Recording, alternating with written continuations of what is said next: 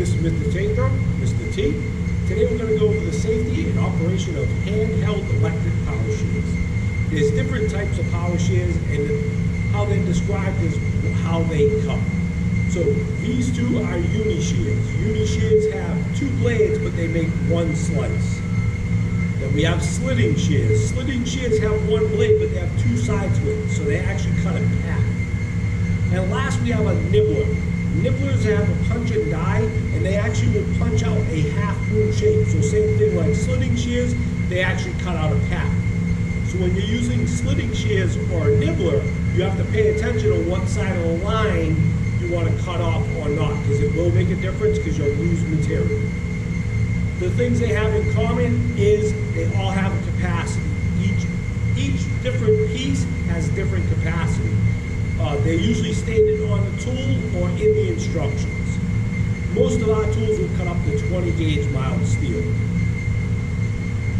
For safety, one, we should be wearing gloves because our material can be sharp, but also the cutting edges we make while we're cutting can be hot or sharp.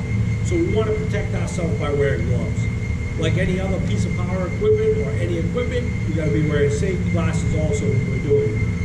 The other thing, because they're electrical devices, before we plug into an extension cord from the wall, we have to plug in a GFCI, or ground fault circuit interrupter.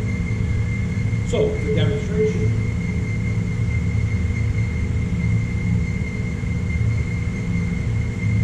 The demonstration, I'm going to start with a uni shear.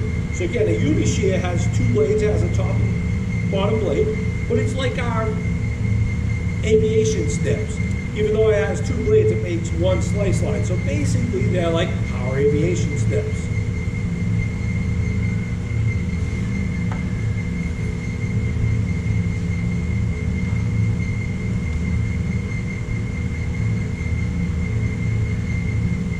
While these two machines are both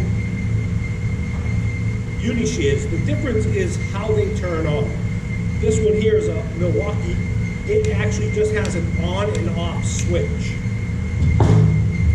This tool is a Makita. They both have the same capacity, 16 gauge mild steel or 20 gauge stainless steel.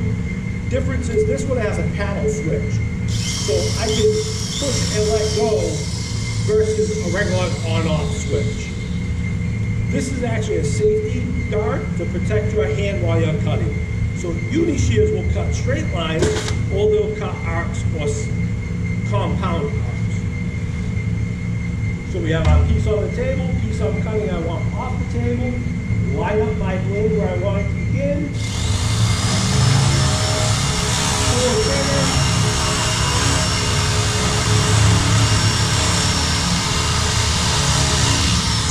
and cut. As you're cutting, you actually want to put some pressure down toward the back of the tool. If you put pressure forward, it'll actually bind on the dies. So again, line up where we want it to cut.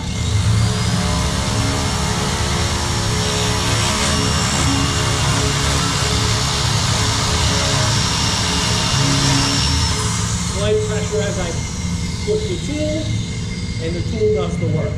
So that was straight cuts, but they'll also do an arc or a circle. So same thing, I put it where I want it to start.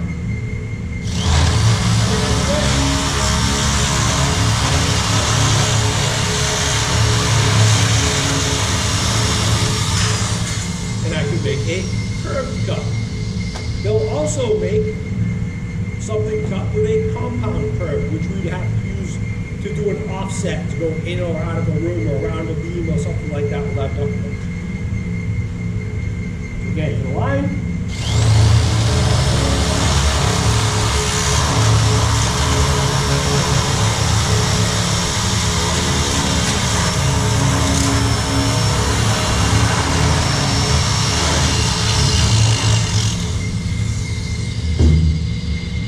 And finish my cut, which I stopped a little short. So we can make compound cuts. Now, just to show you the difference,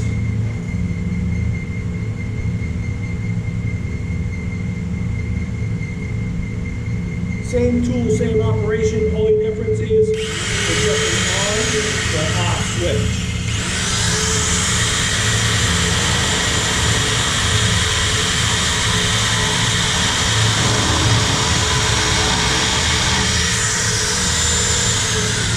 Does the same exact thing, it just has an on-off switch as its operating switch.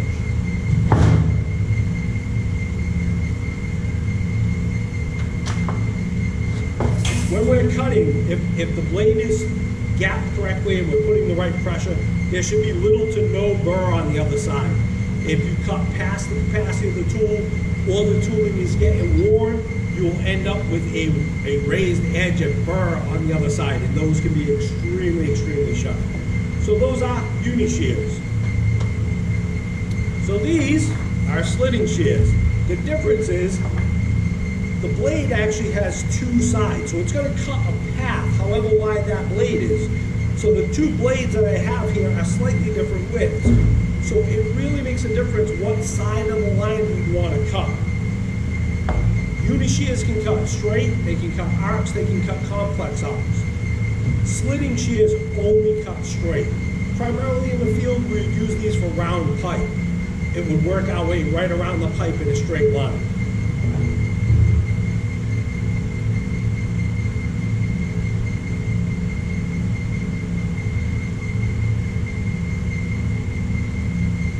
Again, same thing, this has an on-off switch, this has a trigger switch like used on a drill. Turn it on.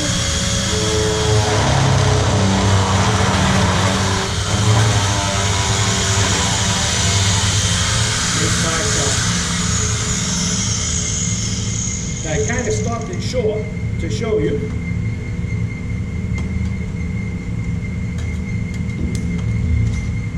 So it actually cuts out a path however wide that blade is.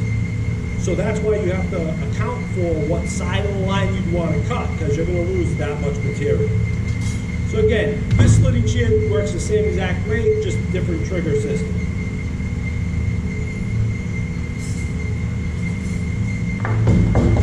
Last, I'm going to show you a nibbler. A nibbler works very much in the same way. Uni shear can cut straight lines, can cut arcs, circles. The difference is this has a punch and die, so actually it cuts. It actually leaves little pieces of material. But like the slitting shear, it takes out however wide the die is of material.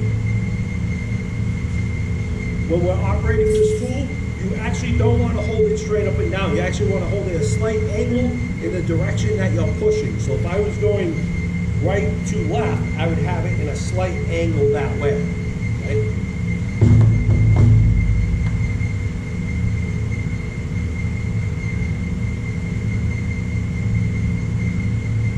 Again, different operating switch, same as the uni shear. So as I pull, I let go, it stops.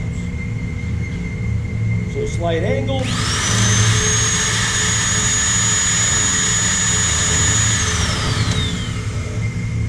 course, it doesn't want to work.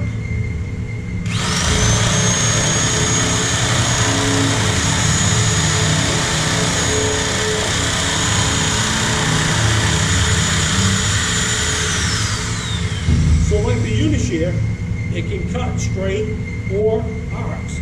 But again, it takes out a path just like slitting shears, however wide that blade is. So again, at an angle.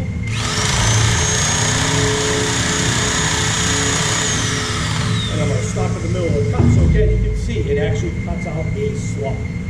Again, wear gloves while you're operating them. Can create very sharp edges. As you're cutting, especially arcs and stuff, the material can heat up.